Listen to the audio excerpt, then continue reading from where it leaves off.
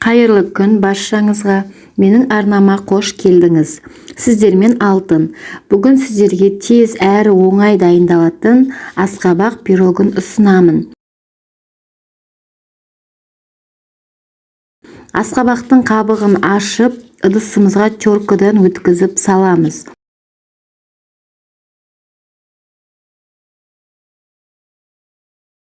Үстіне 1 стакан кефир, 1 стакан секер, 1 стакан манная крупа,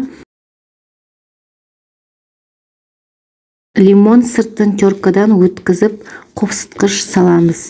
Бәрін венчиктің көмегімен жақсылап араластырып, формамызды майлап саламыз. Пеште 180 градуста 30-40 минут пісіреміз. Пирогымыз пісіп жатқанда, оның үстіне құюға сироп дайындаймыз. Ол үшін 1 стакан секер, 1 стакан су құйып, лимон жартысын кесіп, үстіне сығып аламыз. Газге 10 минуттай қоямыз. Қасықпен қозғап қоюды ұмытпаңыздар. Міне пирогымыз дайын. Енді үстіне сироп құямыз. Кесіп көрсетейін.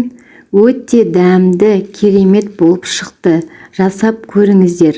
Ұнаса каналыма тіркеліп, лайк басып, комментарий жазып кетіңіздер. Сау болыңдар достар.